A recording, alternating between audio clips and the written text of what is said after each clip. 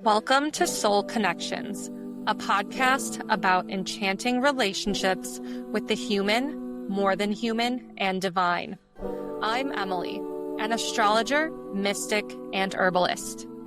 I'm Aryn, an astrologer, writer, and creator.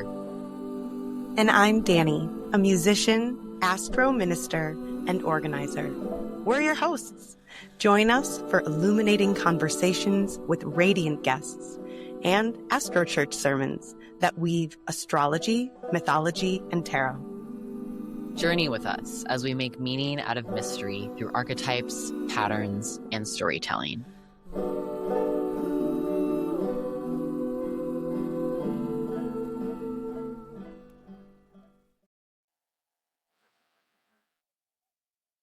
Welcome to another episode of Soul Connections. I'm Emily. I'm Aryn. And I'm Dani. Today, we have another interview segment for you all, and we have a very special guest who is local to our Milwaukee community here. So you may have heard of her or maybe some of her creative projects that we'll be talking about, but we are overjoyed to be welcoming Vanessa Rose to the Soul Connections podcast today. And so let me tell you a little bit about the magic of Vanessa.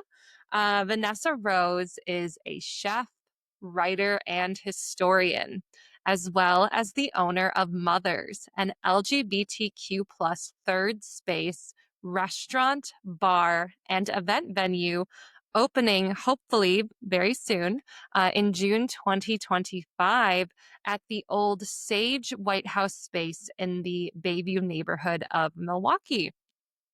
She's also been and remains a political organizer, community advocate, and staunch supporter of human rights.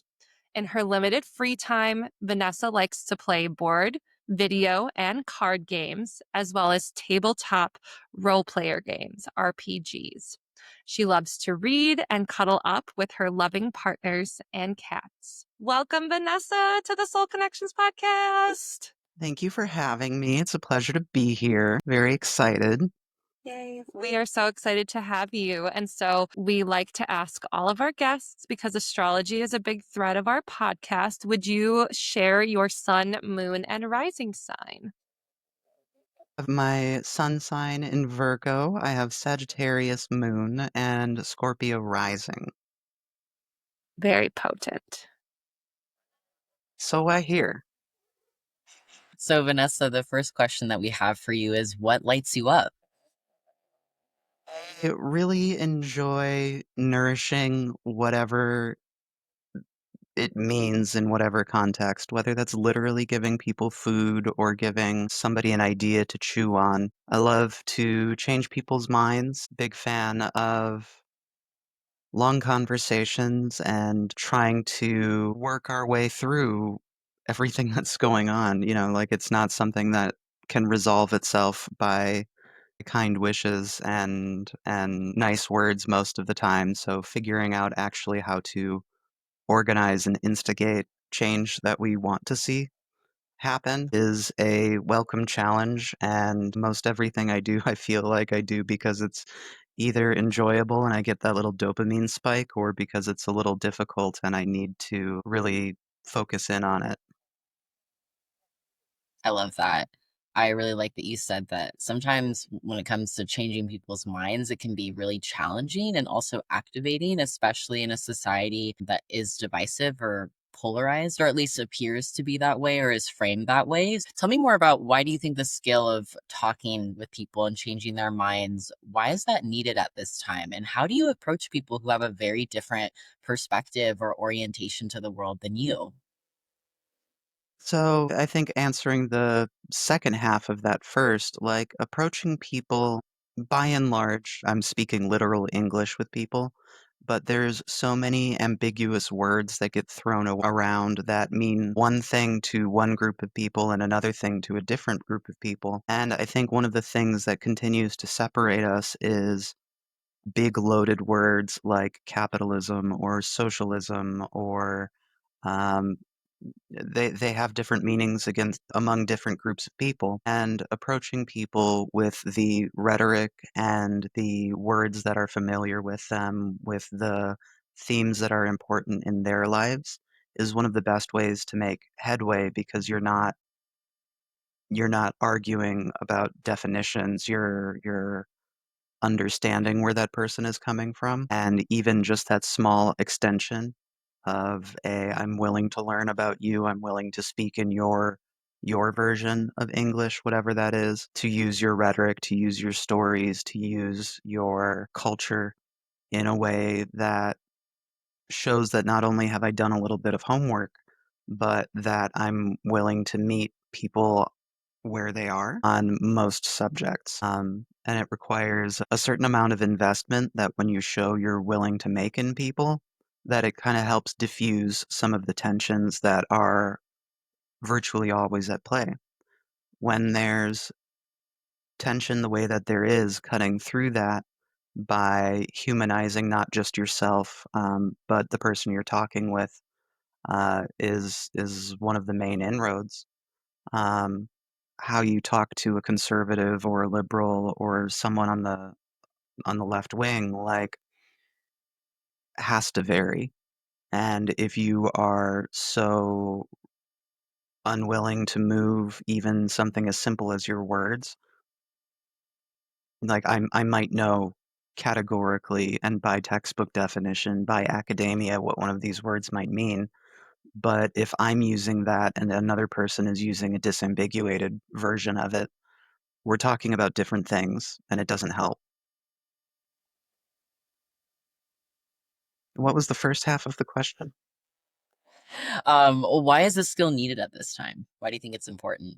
Well, the reason it's important is because if we can't have these conversations, there's no way to let the pressure out. If you can't release this pressure, everybody's so hostile, everybody is unwilling to broker any kind of meaningful conversation, then it's going to come to blows. When tensions are high, you can either escalate or de-escalate, and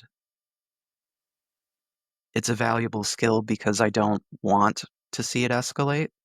It may well, we have to be ready for that too.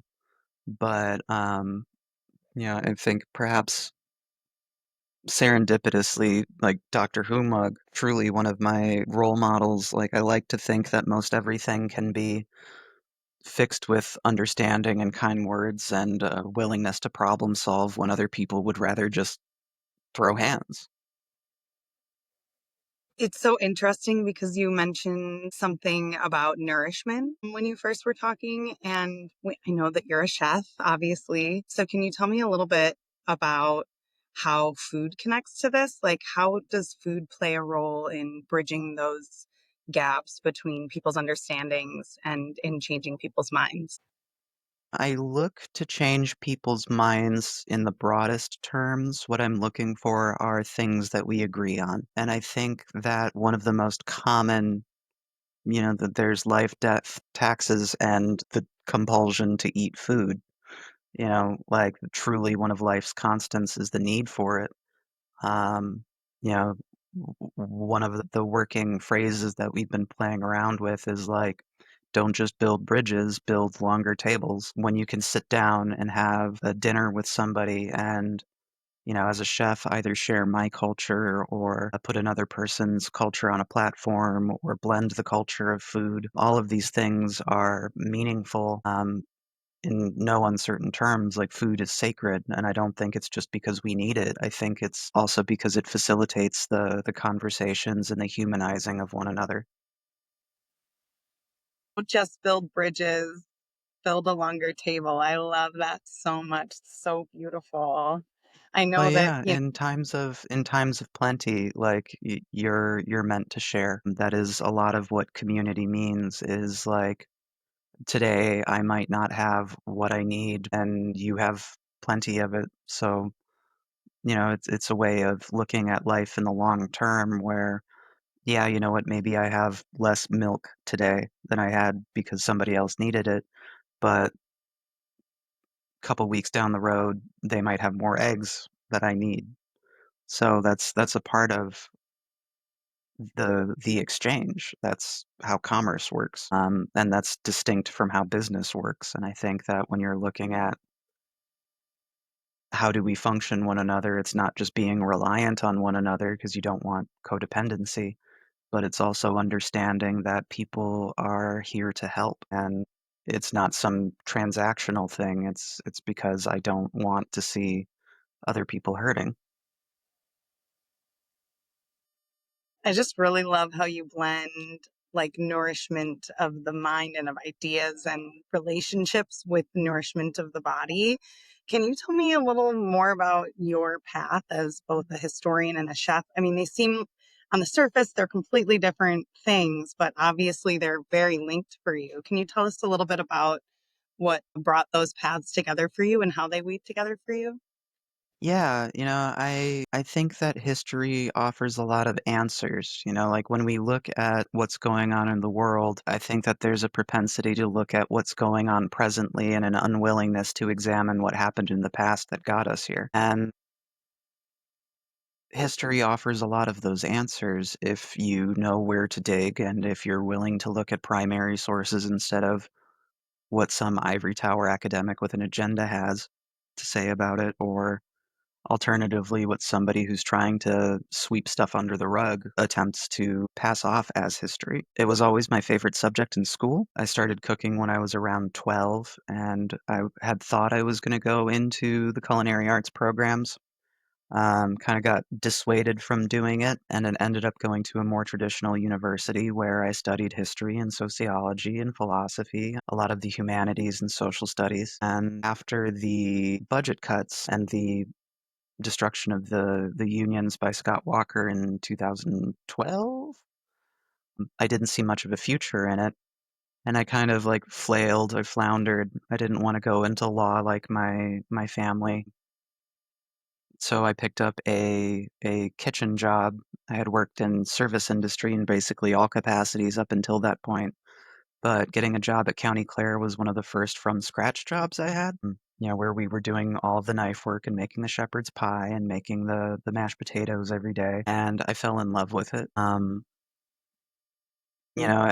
because my academic career was so informed by history and because I was looking for answers about like my own identity, where did my family come from? How did some of these injustices that I've seen coming up since I was 12 or 13, so 2000, 2001, 2002, spent a lot of time trying to convince people like, wait, guys, the Patriot Act is actually not very good, trying to convince people that it's messed up and saying like, but wait, what does Iraq have to do with Afghanistan? Why why did these things happen? What would cause somebody to want to do this to us? It was like a watershed moment in my life where a lot of xenophobia and a lot of Islamophobia and a lot of misinformation became really clear to me because I had already, on some level, studied those things. I had a lot of faith in the America I was taught about in grade school and was mistaken that that's actually how it is. So you start digging into what actually was, and you're like, "Oh no, like I get this now. This is bad." And that kind of set off, if I'm to mix my analogies here, a shadow work on what it is we describe as American history, because we're generally shown all of the good stuff, but we're unwilling to reconcile um, how we got here. And until we reconcile how we got here, I don't think there's very much that's going to get fixed. So, like in blending and understanding where I've come from, it's become easier to approach that on an organizing and on a political level. Where, like, if you understand where you come from you have a much easier time rejoining to what you and your family were before you got to America, however you got to it, whether you were hauled over here on a slave ship or if you were seeking to leave famine-ravished Ireland or any of it. Like, when you move to America, you assimilate in a way that separates you from your culture and in its place creates one of consumerism. And I think our desire to define ourselves based as how we dress or how we get to and from work, whether public transportation or bicycling or in a Lamborghini, like we look at how we do things and how we consume as the backbone of our morals. And until we start finding different ways to organize ourselves apart from our consumption habits, and I don't see how we're gonna get out of it. So, like, it is the answer in my mind to a lot of things is rejoining with your past so that you can better control the future, so that you can more aptly pilot toward the future. And I like how you bring in the like ancestors from like Ireland or Italy or, Mexico or wherever people are coming from. Obviously, each of those people, those ancestors, those immigrants bring different kinds of food, different kinds of cultures around Exactly. food, around sharing food and stuff. Can you tell me a little bit? I know that you, in our pre-interview, you talked a little bit about how you kind of came into becoming a chef. Can you tell us a little more about that and what lights you up about that piece of it? Yeah, so, like, I grew up with a very white picket fence American family, honestly. Like, my dad, practiced law, and my mom was a stay-at-home mom. We always had a scratch dinner ready for us at, like 6:30. It was very routine, very regimented. And my mom was also pretty adamant about, "I'm not doing anything before dinner. If you want food after school, make yourself a sandwich." Um, so, it started with peanut butter and jelly, and I worked my way up to grilled cheese and chicken, and before long, I got to cooking whole dinner meals and eventually took over Christmas and Easter and Thanksgiving, and, um, I always kinda had a knack for it, uh, either by way of watching Food Network religiously and seeing what these chefs were doing and emulating it, or, trying to make some of my favorite dishes from a restaurant that we went to regularly, or, playing. I think playing is what it gets down to. When you're regardless of your craft, like, when you're playing and you're having fun, it motivates you to keep doing it, and it was in no small way not only to alleviate the work that my mom was doing at home, but also because I enjoyed it so much and, like, I liked getting the praise for it, and so competency was always a really important thing in my family, and doing your best even if you fail was always important. So yeah, like there was a lot of burnt pans, but at the same time, like that unwillingness to accept something that could have been better, the drive to refine, the willingness to get back on the horse. You just keep doing that. And like in experiencing and watching all of those Food Network shows, they turn us into a lot of like frou-frou narrative stuff. But like one of the things that always stuck with me is I was always intensely jealous of people who had a rich culinary culture. My mom, outside of like a couple of things that she inherited from her mom and her grandparents, was not a prolific cook. Almost everything undersalted, almost everything overcooked, but it was from scratch and it was made affectionately as best as she could, and it got better and better. And as we started cooking more together, we thought we were going to try and open a catering business that never really came to fruition, but we were able to identify that I had this talent here and a curiosity and a playfulness about it that made it a much more endearing and rewarding trajectory as far as like profession goes and career goes. And it's one that I just didn't see existing in academia or in law or yeah, I remember being told by a number of teachers and my parents that I could have been anything, so, like, why are you being a chef? And it really is because I enjoy it. Well, and you keep kind of like touching on how the history and the philosophy that you've studied connects to your career in cooking. And we'll get a little bit more into your current project shortly. But I just think that's such a beautiful connection to make. And it's particularly what you said about having some grief around not having access to rich ancestral culinary traditions. And you also mentioned in our pre-interview that there was a book from New Orleans that That's inspired you. right. Of course, I could rely on you for bringing that one up. So my parents visited New Orleans once upon a time. This was after I had really started getting into cooking, and they fell in love with the city. They fell in love with the food. They brought back some like blackened seasoning, which I had had before. We had, you know, blackened fish and blackened chicken all the time. But this recipe book from New Orleans that they brought back was really the first time that I had been exposed to things beyond just that blackened seasoning. And in it, like even as like juvenile in the culinary world as I was able to see the influences of Spain, the influences of France, the influence of indigenous peoples, the influence of the then enslaved black people there. That like this cuisine is so uniquely a melting pot of culture, of process, of technique, and of ingredients, and not only all of those things, but like how does a French person make a classic French dish if you can't get the French wine that's supposed to go in this dish? So, like, how do we change it? How do we substitute it? And you start to see that repetition in other cultural food histories with things like Irish people. Irish people never made corned beef in Ireland. It's something that we think about all the time. But it wasn't until they moved to New York and settled near Jewish families that they started making corned beef. So, like the proximity to Jewish families and now having access to food in a way that they didn't in on the Isle. Irish people, as they started getting money, were able to buy proteins and beef and turned it into something beautiful because of necessity and out of exposure to another culture. The same sort of thing happens with what we consider Korean barbecue. Korean barbecue in Korea, very different than what you'll find in California.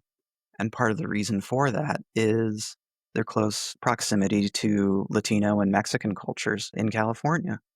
So we see that cut, copy, pasted everywhere. Barbecue's origins are from indigenous smoking practice and preservation. So, like, I've always thought that America and its cuisine was effectively segregated because of the way that we look at restaurants and the way that we're taught that this is a French restaurant, this is a Spanish restaurant, this is a Chinese restaurant.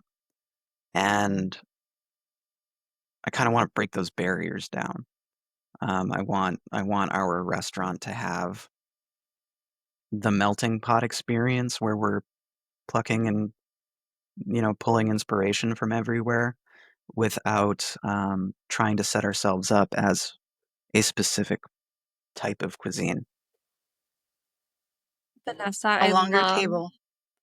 I love that you just have this reverence for your craft, and I'm really seeing how your background in being a historian really like just bubbles up and influences your life as a chef. You are just a treasure trove of knowledge, and I learned so many things that make perfect sense that I just didn't quite know about the cuisines that we have in America today. And I love that you just have such a reverence for understanding the history of this. And to me, it really speaks to something that resonates profoundly with my soul, which is a sense of like rootedness, precisely as you said, like understanding where we are in the present moment, we have to also look back and understand where we came from. And to me, that like is a feeling of rootedness and rooting ourselves in history and our lineages, or understanding how all of these different lineages in a country of immigrants, how we all come together and all these different cultures weave together to create these beautiful cuisines that we have today. So, I want to transition a little bit. So we've really kind of rooted, in your personal history, hearing about your story, beginning to cook in your childhood home with your mom. And then you had your first professional cooking job at County Clare, correct? That's right. Would you maybe to just connect the dots a little bit more before we get to your current project, which is Mothers? Let's maybe weave the threads of history. What happened after County Clare to get you to where you're at today? Yeah, so when I spent some time at County Clare, I was there for about 2.5 years. I fell in love with the profession, and after I felt like I learned everything I could at County Clare, I started a dishwasher, peeled a bunch of vegetables, and before long I was on salad and then line and then lead line cook and took over the bakery and pastry program. When I had kind of exhausted what it is I felt I could learn there, I wanted to take the next step. So I got my next job at Braze, which was, especially at the time, known for its slow, slow, and loving kind of preparation from a global scale. So it was like literally a lot of Braze stuff, a lot of things that take all day, very process oriented, and a much higher level of expectation. Yeah, ironically, bringing it back to New Orleans, Dave, the chef there, had worked at Commander's Palace down in New Orleans for a while.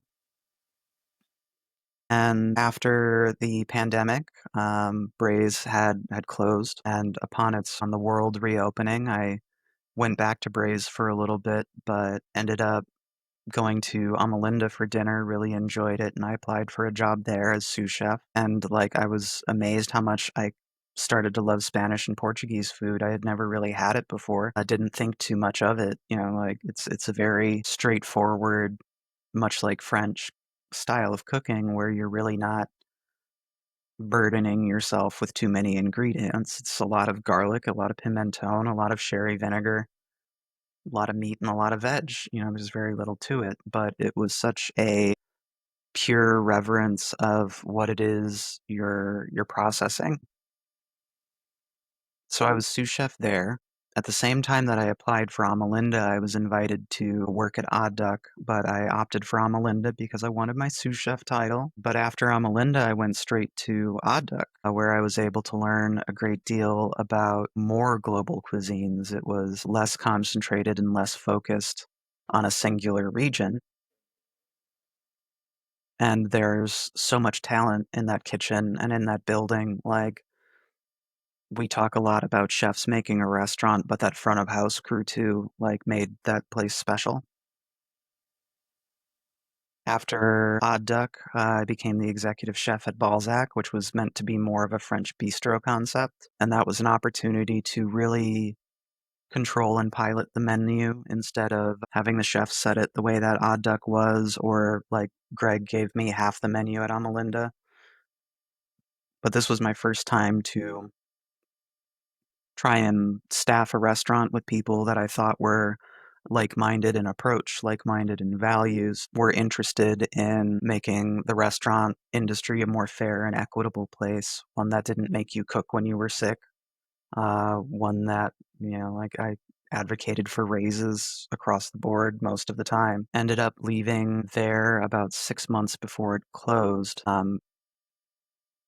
As a result of how it is I departed, like, I was actually thinking about hanging my coat up for a while. Like, I wasn't sure that I wanted to keep going. As much as I tried, we weren't really able to make a lot of the changes that we made, that we wanted to make, because of reticent ownership, because of, kind of getting out of the pandemic. It was really hard to justify some of the changes we wanted to make. Um, and following Balzac, I had already purchased tickets out to France, and I was able to visit Paris for a couple of weeks with my fiance. And we went to this 2-star Michelin restaurant. It was my first experience with Michelin dining, and I fell in love all over again. I distinctly remember like misty eyes, tear rolling down the cheek a couple of times during that dinner, but it was the first time I had had like I think it was a 10-course dinner at Le Palais Royal.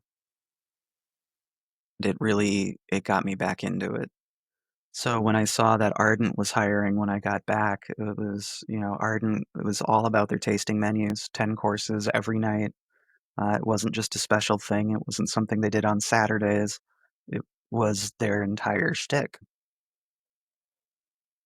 And, Justin brought me on, and I worked there for a year and a half. Started with not much more than making like tart shells and some really basic stuff. But ultimately, toward the end of Ardent, I was running the tasting room like by myself. And to be in control of a kitchen, like I think it was 83 of the best restaurants in America in one of the magazines. I'll have to look it up, which magazine it was. But Justin's faith in me to pilot such a legendary ship was such a vote of confidence that it was hard not to feel good about it again. And in a lot of ways, I feel like it networked me with a lot of the right kind of people. Um, and along each of these jobs, I've picked up something that I either liked or something I didn't like. The role model and the anti-modal. How do I want to emulate what Greg or Corey or Justin or whoever did? What didn't I like about what they did? And all of that, is part of my history and part of the core group, like the core grouping of knowledge that I brought to starting my own concept. It wasn't about taking a template that had been proven and vetted and categorically inequitable and then trying to change it. So I've got to build this from the ground up. I've got to think differently about how we pay people.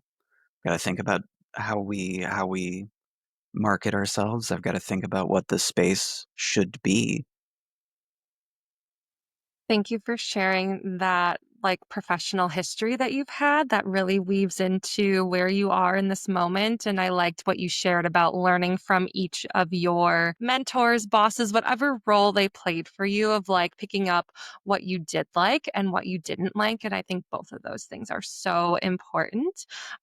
So today, Vanessa, this winding road that you've been on, in the restaurant industry has led you to this moment where you are the creator and founder of Mothers, which is an LGBTQ plus third space restaurant, bar, and event venue opening very soon. So before we dive into the story of Mothers, and because you're a historian, can you share with our listeners who may not be familiar, can you just give us a little bit of a history of what LGBTQ plus or queer third spaces even are and what that means to you today?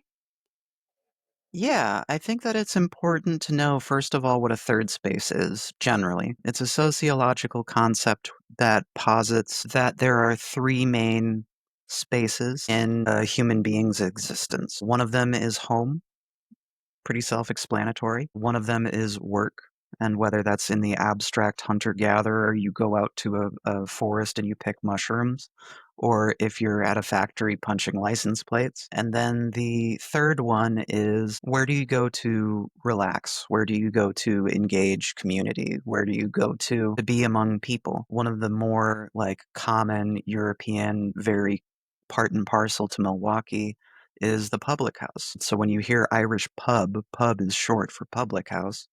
And that was the third space in Ireland, in Scotland, in England. The tavern's always a big place, but it can be more abstract than that. In particular, one of them that I hear referenced a lot is in Black communities, going to your salon or your barber. That's a third space. Going to church or synagogue or mosque is a third space. And when it pertains to LGBTQ people, because we have across all walks of life, we've been excluded from some of those spaces. We have been excommunicated from families. We've been othered, and we've had perhaps more out of necessity than anything to choose our own family. So third spaces going back to like the 80s would have included things like ballroom. Ballroom was a pioneering way of creating a third space by hugely and predominantly Black and Latin people in New York City during the AIDS epidemic and the AIDS crisis. A lot of LGBTQ people went to New York when they weren't welcome in their homes anymore, and it was queer elders that were creating what are called houses. So we see even in today's contemporary drag scene, things like the House of Extravaganza and the House of Abundance, the House of Wintour, a lot of those have their origins in ballroom. When I think about queer third spaces, it kind of gets back to why mothers came into existence. When I was a baby trans femme at Amalinda, Greg, who is himself a 55-year-old, maybe. If he's younger than that, don't tell him I said he was 55. If he's older than that, make sure that he gets a compliment. Um, but he's in his 50s, and he asked if I had seen the show Pose, and I hadn't at that point. I've never really identified with what I would call mainline queer culture. I'm very Midwestern sensibilities. I like pragmatism. I like my reserved nature. Um, I like being the quiet person that speaks up, and when you do, people listen. I don't want to be the center of the room. So, like, when I saw Pose, it was something that I really connected with because it's like, oh man, I had no idea about any of this. And like, I'm literally a historian. How have I not heard about this? And it also gave me insight to like what the queer community out of necessity has done to survive. It gave me an appreciation for just how much of existing queer culture comes from that predominantly Black and Latin grouping of people. You can see it in the dance, you can see it in the music, you can see it in music preference. And it gave me an appreciation for not only all of those things, but like how through ballroom that you were given an opportunity to play with your gender or to come out to people who were going to support you and razz you and try to get you to be better and make sure that you were safe. That's where a lot of like passing emphasis in trans culture comes from, where it was dangerous to be a brick and it was dangerous to be clockable. So these people would often give you guff if it's like, honey, I could clock you from across the street. Like, you're in danger. But a lot of these houses in that time period, and as represented by Pose, some of them were interested more in getting passability maintained, making it accessible for people so that they weren't in danger. Some of it was more about winning the ballroom walks. It was much more about competitiveness. Some of it was about like trying to make ends meet because there were no jobs for trans people then. And other ones were very much about taking in people who had just been excommunicated from their family and making sure that they weren't sleeping on park benches or going down to the piers and putting themselves in danger of both this STD as well as, trans panic or hate crime. So I was really inspired by the notion that this thing that I thought wasn't much more than sachet away has its origins in third spaces and community building and looking out for one another. So I found it really inspiring, and that's kind of what informed what I wanted mothers to be. Vanessa, my whole heart hearing you give us a beautiful history lesson on the magic of the queer community and the solidarity that is needed for queer people to survive, specifically Black and brown queer people, trans people. You just took us to school and I loved it. Thank you for sharing that. And also, the thing that came up for me when you're talking about third spaces is the concept of the commons. And I'm curious if there's like an overlap between those two, which what to me, the commons is like, yeah, common spaces out in public that could be maybe classified as a third space, but it's just a place that people can gather and you don't have to spend money to be there. It could be an outdoor park. So I'm curious what your thoughts are. Yeah, so like the term third space is the overarching term for it. So the commons is definitely an example of a third space. It's the umbrella term that you then work your way down to and say, how does this third space function? What is the point of it? So in something like the English Commons, it's where farmers would bring their grain to sell. It's where artisans would bring their wares to sell. It's where if you were down on your luck, if you were hammered and couldn't go home, you could fall asleep and nobody's going to arrest you. So like how they exist in today's society and in American society and specifically in Milwaukee society, like there's so little in our consumerist culture that you're allowed to exist in a space without spending money. And the places that do exist where you're not expected to spend money, you're kind of expected to spend a different kind of either social currency or through like almost like the willingness to engage in something that you might not otherwise. I'm kind of thinking of like free services that are also kind of like trying to sell you an idea as opposed to sell you a product.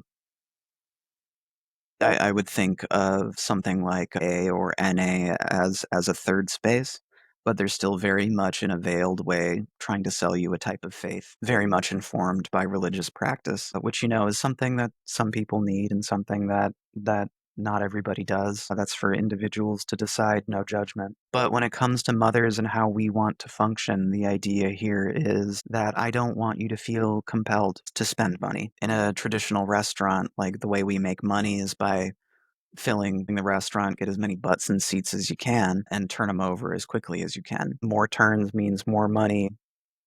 And if somebody's sitting there for too long, or if somebody's not spending money, in a restaurant or a bar setting, that's often the encouragement where it's like, all right, time to go. Like you're not spending enough money. We gotta get new people in here so that we can make rent. And there's still gonna be some necessity there. Like we live in a society where I, as a business owner, have to pay my employees, I have to pay my rent, I have to pay my insurance, and so on and so forth. But to make it a deliberate effort to set aside some space to be open to the public before we're doing kitchen service, so that you can come in and have a meeting, or come in and play a board game, or come in and network, or come in and work on your schoolwork. It's really easy because all I gotta do is open the doors and say, yeah, like in 3.5 hours, I'm gonna need you to leave. But until then, camp out, play a game. It's no skin off my nose. If you don't mess anything up, I don't care that you're here. And in my mind, it is literally such an easy thing, and it is also literally free. So like, why would you not? It felt like a gimme, especially when you consider that like there aren't a lot of them, and the ones that are there are expecting you to put a couple dollars in the bowl or the plate that as it passes across the church aisles, or you got to go pay for a haircut to hang out at the salon. You got to go buy some food if you're sitting at a cafe, or even what we call public houses today. You're expected to buy a drink. Um, So as a community that sometimes does have more money issues, people who face lower rates of pay and people who are denied entry to some of the higher paying jobs in our country, and then simultaneously having more expendable income because we don't have kids as often, it feels like a really easy thing to navigate. Vanessa, I love how you are building in this thoughtfulness of like, and the nuance, like you said, you're a business owner, and for this beautiful, sacred third space to survive and thrive under capitalism, like it does need to generate revenue. And you are finding a beautiful way to honor that not everyone has a lot to spend right now, especially the communities that you're looking to serve and the communities that, you are a part of and that you're looking to connect with. So, to kind of round out this conversation about mothers, can you tell us? I feel like we've been getting threads here and there, but do you want to give maybe paint like an overview of like the concept of mothers, your Yeah. dream, and just everything about it? So, I mean, the name itself is multifaceted. Like mother's one, my mom got me into the kitchen. Um, two, the head of house in ballroom culture is a mother or a father. Three, I don't conceptualize, like it's gross the way that it gets thrown away around in restaurants right now, but like the notion that we're all family here is an excuse to pay somebody less or is an excuse to expect them to work harder is bunk, and it's nonsense, and it shouldn't exist. So part of what I want to do here is to take that term back, and it's like, yeah, you know what? We are a family, and what that means to me is treating my staff with the kind of kindness and patience and empathy that a mother has for their kids. And at the same time, like compassion on all of that, very important. But at the same time, there are going to be times that I have to say, get up off your ass, go clean your room. And that is, I think, one of the more important parts of it is like there are going to be times that I have to tell you what to do. I'm still a boss, arguably, but like making that lie that we've all been told as restaurant people that we're a family here into a reality was something that I experienced at Ardent where, like I was told, you're too sick, go home. Like you're too sick. And there are restaurants that I have literally passed a kidney stone and been told to get back on the line. And that's not okay. It's an industry that thrives off of like patting itself on the back over the grind. Like people in chef Facebook groups and in chef forums, fetishize how mistreated they are. And it blows my mind. It's something that needs to stop. And if we're serious about addressing service industry problems like burnout and mental health problems and people cooking your food while they're sick, you have to be serious about how you change the staffing. You have to be serious about changing the pay structure. You can't, as an owner, pay yourself first and say, well, this is everybody else's wage because I want to make $100,000 this year. Um, like the high number of people that are making like $70,000, pretty common executive chef wage, but they're also expecting you to work 80 hours, which means roughly, if you make $50,000 work 80 hours a week, you're making $12 an hour. That's what I was making as an executive chef, and my dishwasher was making more than me. And that isn't a slight against dishwashers. Most chefs will tell you that dishwashers arguably the most important position in the entire restaurant. So it is a reframing. You really have to take what it is you've been taught in this life, whether in the kitchen or external to it, say, what is the frame here? And is this where the frame should be? Reimagining and is one of the ways that we build a better future because a lot of people want to focus on what's wrong now, but if you can't imagine a better future, it's a lot easier to idolize the past.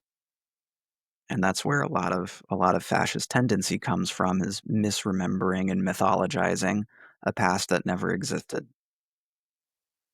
That's so powerful, and it's so refreshing to hear you talk about all of the ways that you wanna transform a lot of what's seen as normal in the service industry. I know speaking for myself, I've worked in various positions within the service industry for over 10 years, and just to hear you say things like how important is like a dishwasher is, it's just it's to me, it's radical because it's not what's happening in a lot of these spaces, and to the fetishization of like the overworking and the grind, like it's just so it's made it so that I don't want to work in the service industry, whereas I've really enjoyed my experiences. So, and you've mentioned a little bit about the changes that you're making within mothers. Is there any other things that you want to share in terms of how you are catalyzing this change within this industry with this project that you're doing?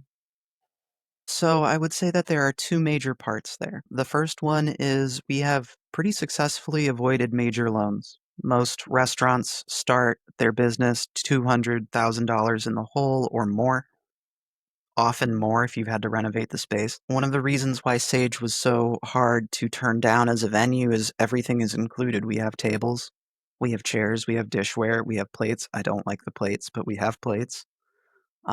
We have equipment. We have a beautiful location. We have a parking lot. We have everything I could need as a chef.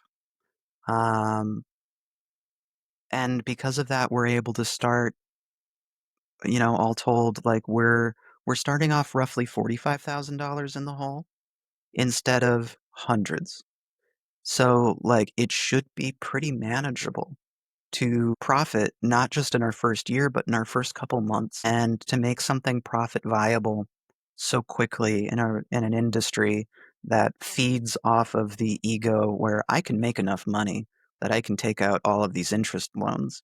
And if anybody's had problems with student loan debt knows you can spend a ton of time paying off interest and paying off making your payments on time and seeing your balance rise.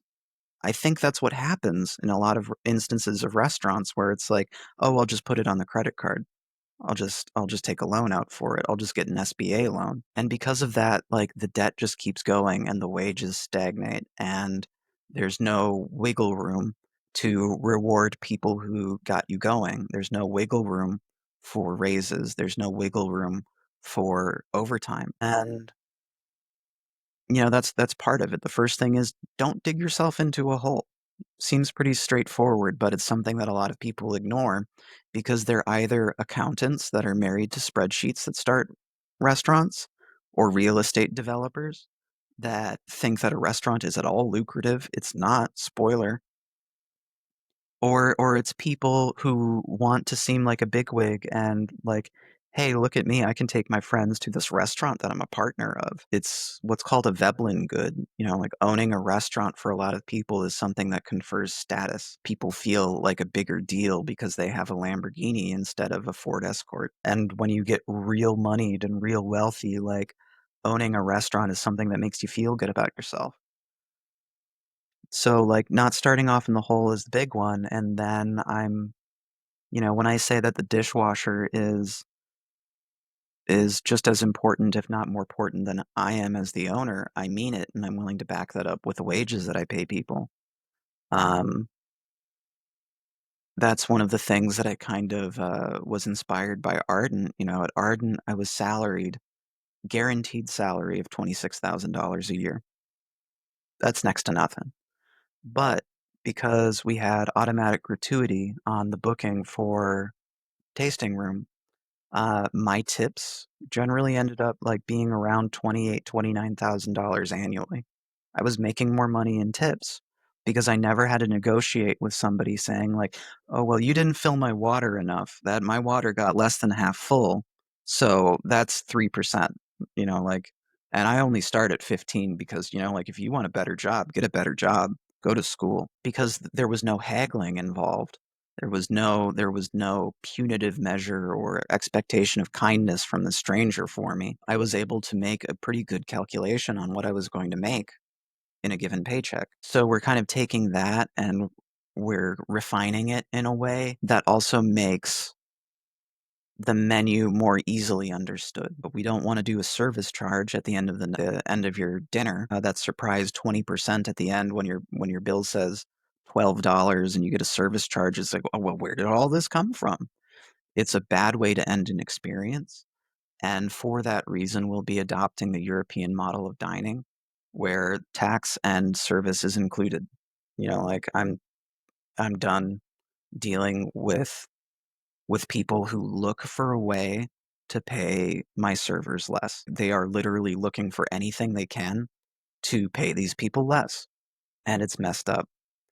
You take into consideration that the 233 minimum wage or the $2 and change wage, whatever it is in your state or your country, in America was first established as a way of paying black women as little as they could. And if you wanted more money, I expect you to be a good, obedient little worker. You are my go-getter, you are my gopher, you are beholden to me.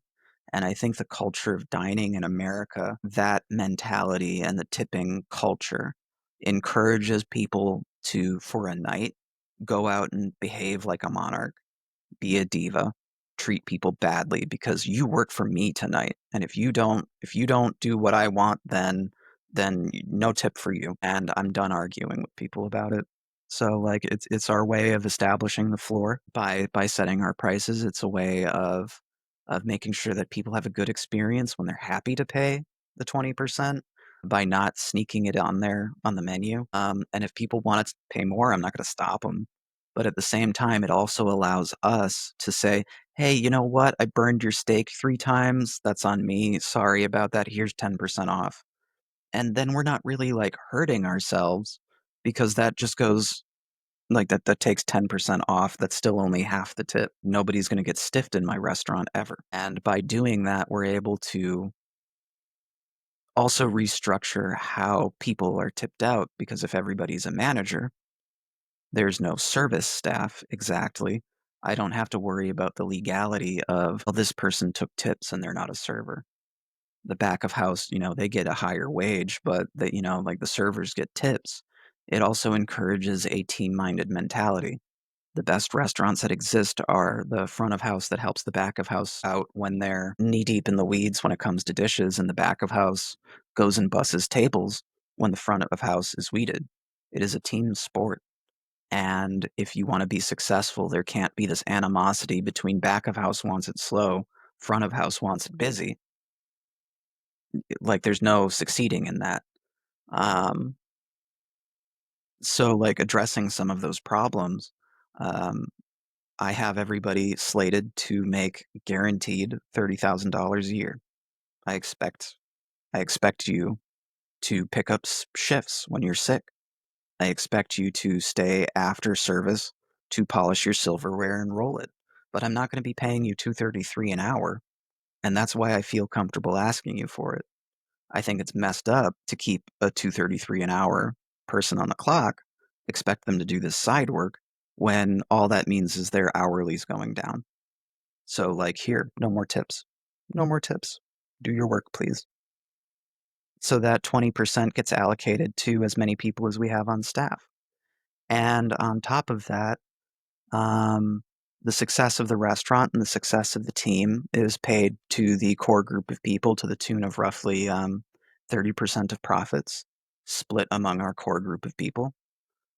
So right now we're looking at having 12, 13 people on our opening staff, which means that 30% of profits gets split 12 or 13 ways, in addition to the 20% that gets split 12 or 13 ways, in addition to a relatively low salary. Virtually everybody on the most conservative of projections, everybody on my staff will be making right around $48,000 a year. Dishwasher, server, barback, owner, it doesn't matter who you are. You're a part of this team, and if we die together, we die together, but if we thrive, we thrive. And it encourages people to, kind of going back to another thing that I heard all the time in restaurants, like take ownership of your station. It's like, you don't pay me enough to care about being an owner. Like, no, this is your restaurant. You're taking the profits. So, like, if I want to have my staff take ownership of the restaurant, they should be paid with the profits. Don't think it's honestly that radical, but like in a society that encourages profit over everything, the fact that I, as an owner, am willing to stand up and say, yeah, I don't need that much. That's fine. I'm going to pay myself like I pay you. You can look at my check and the dishwasher's check. It's the same. That's amazing. Thank you so much for sharing all of that. Should we pull up the chart? Yes, I love how I'm much of a notoriously long-winded. I apologize. No, you're perfect. You're absolutely perfect. no, I love hearing like that's why you're here, V, to tell us the whole story. And like it is really radical what you're doing. And even though, to you, like you said, because of your values, because of your background, it's really not that radical. But when you juxtapose what you're doing within a capitalist society, like you said, that centers profit above all else, it is really radical and it serves as a really beautiful model. And to me, it's like you're living by example, you're leading by example. Um, and I don't know if anyone has said like I feel like I have like a name that kept coming to me for you as you've been sharing your beautiful story and talking about mothers. I'm like, has anybody called you Mother Rose yet? Because that's the name that keeps coming to me. I have I farcically a couple of times, I'll get an okay mom Mm-hmm. or a, like it's happened a couple of times, but it's not something that I would like. I'm not seeking it out. Like I I don't know, that brings up like bad memories of Catholicism. Good, Like mother, fair mother, point. mother and sister and stuff like that. Mother, sister, father. Like a lot of religiosity there that like I'm not a particularly big fan of. I don't care for honorifics. Mm-hmm. Whether that's chef, whether that's professor, whether that's, anything else. Like I have a name. I chose it myself. That's how I'd like to be referred. Um and at the same time, like people who demand to be called king are the people who deserve it least. People who demand to be called chef are the people that deserve it least.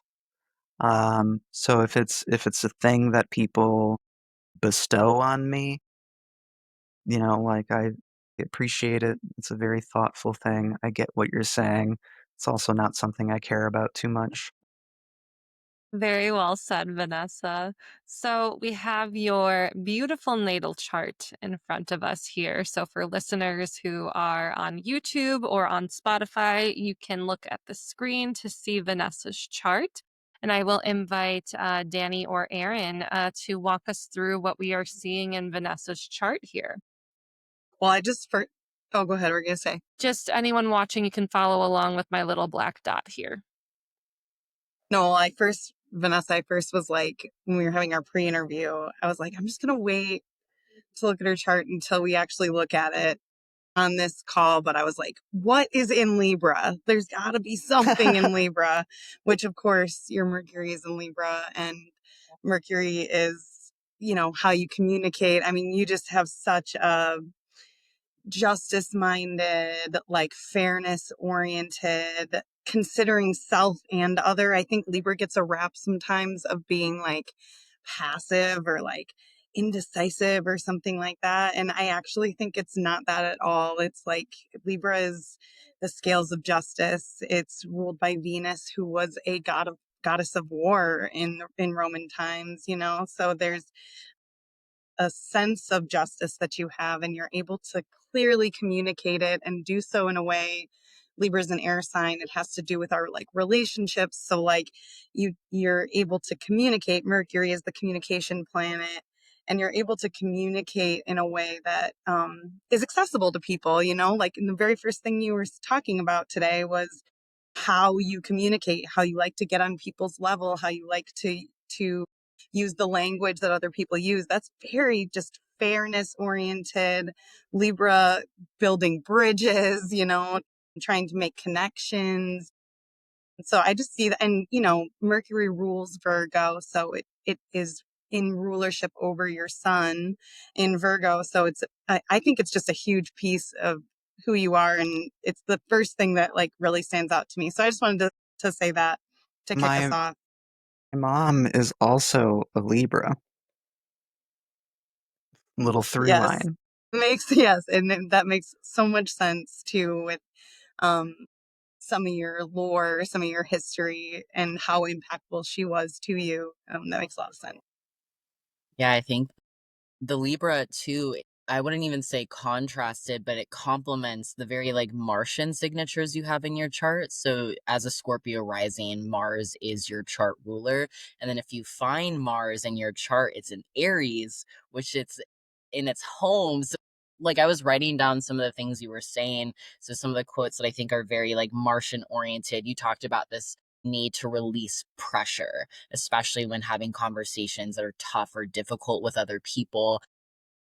Also, like mentioning shadow work, you mentioned that quite a bit. Shadow work in our American history, shadow work within the service industry. I think Mars and Aries and that Scorpio rising, to me, it's kind of like everybody, we need to see this to work through it. And then you have that very like tempered Mercury and Libra that just makes that process like it doesn't feel affronting because you are thinking about all the balanced ways that people maybe need to hear that information. And sometimes that might mean like reducing the intensity of your words so that people can actually hear you. And it's such a delightful combination. And also to the Martian desire to create something new that's perhaps out of the bounds of what is originally thought of, I think is also very like your mother's is very innovative in this way.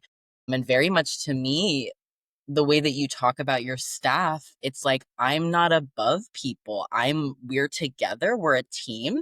And typically you see Mars placements being like a severance of like, pushing things apart, but like yours is manifesting in a way where yours like pushes people together, which is just really interesting to me. And also having Mars in the sixth house, like the sixth house is where we toil. It's like labor intensive. It's also our day-to-day routines. A lot of the ways that you seem to be approaching your concept is in that nitty-gritty detail where you have that idea, but how does it get manifested in the day-to-day? So it's interesting that Dani, the Libra rising, so like the Mercury, and I'm like, ooh, like my midheaven is in Scorpio. So like when you were talking, I was like, the Scorpio rising is in the room.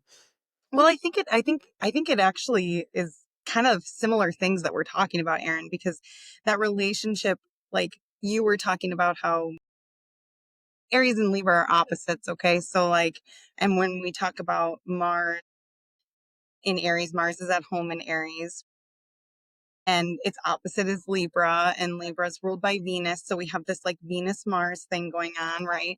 And Libra is oftentimes seen as this like, you know, nice and like softening all the Mars stuff and stuff like that. And I actually don't see the like Libra side of it as being like passive. You have an intensity to you. You have very service oriented. This Mars placement is in the sixth house. That's a service oriented placement. Also, you're a Virgo sun, all very service oriented. And you come, like Aryn mentioned, with like this shadow work, but you do it in a way that is disarming for people, which is, again, that's very like Libra Aries axis. It's not afraid of confrontation. It's not afraid of going into it, but it's doing it in a way that's not so Martian Aries warlike, trying to win. It's doing it in a Libra way or a Venusian way of trying to connect and trying to work through things and to get to something better for everybody. So I just think it's a really beautiful combination working in you. And if we had just talked about your sun, moon, and rising, we may not get to that, which is what's really cool to me about, because you have one thing I know, the very first thing I noticed about seeing your chart is you just have stuff and everything. Like your chart is very well rounded. So like you have a lot of these different energies. So I just think that's such a beautiful one to point out. And I think it really does impact you and how you move through the world, maybe more than on the surface level we might realize. And I want to point out Vanessa's Venus in Leo, which I think to me is really like when I said Mother Rose, I was thinking of this Venus in Leo that you have, which to me, like I was thinking of like fierce mother lion, like will defend and protect her pack and her pride and will take care of them in this very fierce way, which I think we've been talking about the balance between your Mars and Aries and your Mercury and Libra. And then I think it's also exemplified in this Venus in Leo, which is a Venus one in the 10th house. And so the 10th house is the most public point in the chart. And so we really find like vocation, like purpose, like the work that we're manifesting out into the world, right? Like your concept of mothers, that's being like your work, your legacy, that's very 10th house. And so you have this beautiful Venus in Leo, which is ruled by your sun in Virgo, which is in the 11th house of community. So it's like this Venus is very like, I think very central around like you are here. Part of your legacy, part of your vocation is to create and to build relationships. which are all Venusian things, and to create with community, because your sun in the 11th house of community, of extended networks, of collective aspirations is ruling over this 10th house and this Venus here. And when I think of Venus and Leo, I'm like, this is like lion heartedness. This is someone with such a fierce, genuine, open heart. And I just really feel that with you, Vanessa, and your concept of mothers and the love that you have for the queer and trans community and the love that you have for your craft, for cooking and understanding. Like, I just think you are such a beautiful example of like what my wish for every person in this entire world, like, I feel like you are embodying it, is like finding a way to like make a contribution to this world, to make a radical contribution, but in a way that is in alignment with our truest heart's desires and in ways that light us up. And I think, of course, there's no one better to exemplify that than someone that has a Venus in Leo, because that is just such an authentic, radiant Venus that is saying, yes, I know what my desires are. I desire to have creative outlets to nourish people, to nourish my community. So I just think it's really beautiful. Like, I just think you are such a world builder with what you're doing with your concept at Mothers and really shaking up the restaurant industry and really showing the world like what a like radical like restaurant and queer third space can be. And so I think I just love your Venus and Leo and the 10th house. And I just think what you're doing is really beautiful, and your like Venus and Leo really shined through. And then I was also writing Wait, down. really quick. Can I comment on that really quick? I just want to say that also you're going through a nodal return right now. So your North Node is in Pisces in the 5th house, which is Leo's house. And so I think the timing of Mothers and House of Bridges, like I think the timing of that right now is really, really key, because as Emily's talking about you being a world builder, the 5th house is, you know, Leo's house. It's where it's our children, it's our creative children, it's the creations that we put into the world and put ourselves in, you know. And literally, like, you're bringing your creation into the world right as you're going through this big transit. We go through it every like 19ish years. And then specifically with the North Node being there, the North Node is like what we're hungry for, what we're bringing into our lives. So to me, that's also like a really auspicious timing thing for your project. So I just want to say that I just think that timing is super beautiful and connected to this Venus in Leo that Emily's talking about. And the additional timing is that Vanessa is in her Jupiter return. So you're in your nodal return and the Jupiter return. And like the nodal return is like really like cosmic kind of destiny kind of events where it's like you're getting like aligned and really kind of like ushered into like you're really stepping into your like your soul's purpose, your path. That's kind of how I view the nodal return. And then while that's simultaneously happening, Jupiter is also currently in Gemini in the same sign that it was when you were born. And during a Jupiter return, you get to experience kind of those Jupiterian blessings of abundance, of expansion, of generosity. And you have it in the 8th house. And the 8th house is all about, so this is where I wrote down one of the quotes here. I was like, Vanessa has to have an 8th house placement because of what you said. You said, when I think it was either Aryn or Dani first asked you about like how like food can serve as this like bridge to connect people and to change people's minds, or like what role that plays. And one of the things you said, well, as humans, we can all, you know, you're looking for things that we can always connect on. And what are those things as humans that we always connect on? And you said life, death, taxes, and food. And like death and taxes are something that we always find in the 8th house. So it just felt very 8th house to me. And you have your Jupiter here, again, the planet of abundance, of growth, of expansion, of generosity, of benevolence, of faith and belief. And it's like in the 8th house, it's like you really believe in like collaboration. This is also the house of like where we merge, where we work together, where we merge our resources with other people. Mutual aid is found in the 8th house. It's like how we actually merge with other people and create together and collaborate together. So I think it's really interesting. And I know you've had like a crowdsourcing fundraiser to help you launch Mothers, which feels very eighth house to me, where you're asking the community to show up and support you financially to make this community space a reality. So I just think it's really interesting that one, I think these eighth house experiences are going to be a place where you experience more benevolence in your life, and that this is happening again, the timing, because that's really what astrology is, really the study of time and cycles and like rooting us within those spirals. And so I think it's really magical that you're just kind of in this moment in your life where all these cycles are aligning up, and here is Mothers being birthed into the world at precisely the right time. I thought it was cute how me and Aaron were geeking out when you said the life, death, and taxes thing about the eighth house. Like, such an astrology joke. Hmm. We both were like, yeah, oh my God. And like I have never really put I've never really put a ton of stock into astrology. I think it's a really fun, thoughtful way of thinking about things.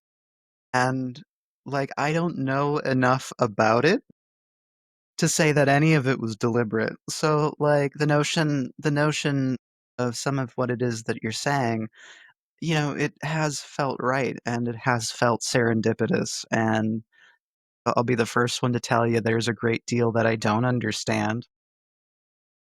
I've never been one to rule out anything specifically.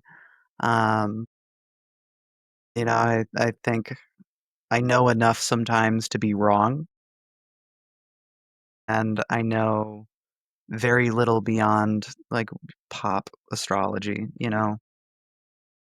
And it's been fun talking with you guys about this in a depth that I don't often pursue it.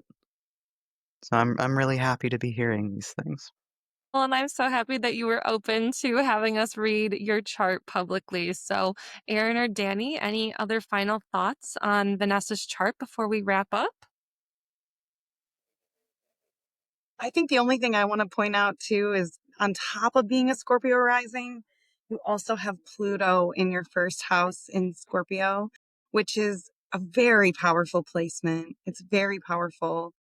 And it does activate people. Like, when you meet people, like, people have a reaction to you. That's usually how it is. It's like, either, sometimes it's usually about themselves. It's usually something that's like activated in themselves, but it's also a very like loyal placement. It's a placement of great vision and sight, and being able to like see through and into things and into the depths of things. I think your interest in history, your comments about shadow work in history, like looking at the truth, finding the truth of things, getting to the truth of things at all costs, even looking at yourself, and constantly, like, that's a very Scorpio rising, but especially those of us that have Pluto in Scorpio in that placement. It's a very like composting placement throughout our lives. We change, all of us change constantly, but especially this placement, really, it's just we're kind of always going through that snake shedding transformative experience. So I just wanted to point that out because I think Pluto in the first house is a really powerful placement, and you're very, you know, you are an activating person in a great way. And also, I'm sure for some people, you've probably had experiences where people react to you in a way that you're like, I don't know where that came from, because that wasn't me. I literally had somebody I went to Art Bar last night with some of the people that are signing on to work at Mothers, and just kind of like as a team building thing. And I couple of them were getting into it, having a more heated conversation, and I had to shut the conversation down. Basically said there was nothing to be gained from this. Somebody who works there, maybe not there, but Wonderland next door, approached me and said, like, "I really admire how you handled that and approached that," and we ended up talking for, like, an hour and a half. I'd never spoken with this person before. It was just and same sort of thing, people that I've met on, there's a relatively big unhoused population by Brady, like where I used to work. And I ended up talking with a lot of them for very long periods of time. It's always been easy for me to strike up a conversation with people, and that 100% checks out what it is you're saying. I love that because I think like your Venus and not your Venus, sorry, your Mercury in Libra, like you can talk to anyone. And then it's like as a Scorpio rising, you're going to talk about the depthful, meaningful stuff. You're not going to talk about the shallow surface level. It's going to be these depthful, meaningful conversations, and you're going to be able to connect with people in that depthful, meaningful way. So I love that. And I feel like that's a perfect note to end on with your chart. So I'll hand it over to Dani to wrap us up. Right. Well, Vanessa, is there anything else that you want to add or any final messages that you want to share with our listeners? I would say follow us on Instagram, keep tabs on us.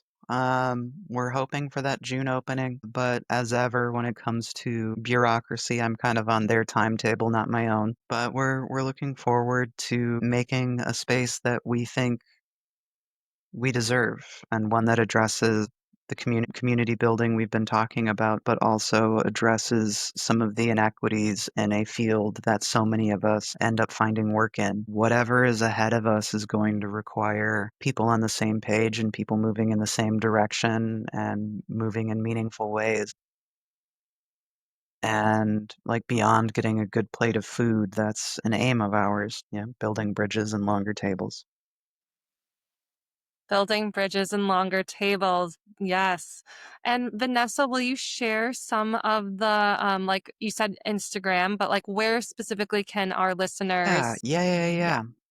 yeah. So we've got a couple of handles. HOB.MKE, House of Bridges, the letters. So HOB.MKE is more of our broad platform. Mothers.MKE is correlative to this Bayview location, much more kitchen and food oriented. We have a website, hobmke.com.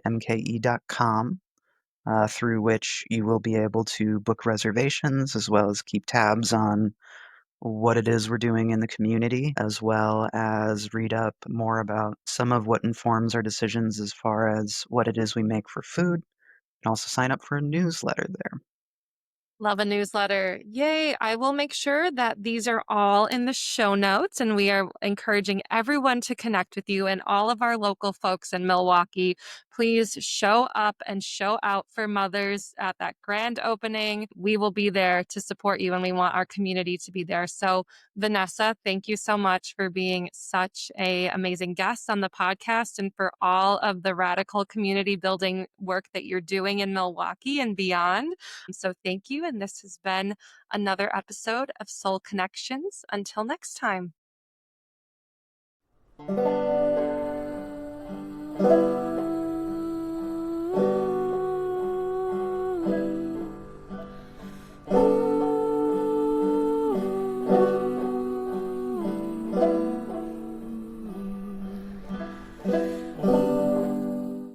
Thank you so much for listening to this episode of Soul Connections. To support the show, please share this episode with a friend and give us a 5-star review on Spotify or Apple Podcasts. This podcast is an act of community co-creation with artwork designed by Bree Legan and original music written, produced, and performed by Sofia Mock, Queen Bonobo, Liv LaFluv, and Danielle Renee. To connect with us or a guest, visit the links in the show notes. Until next time.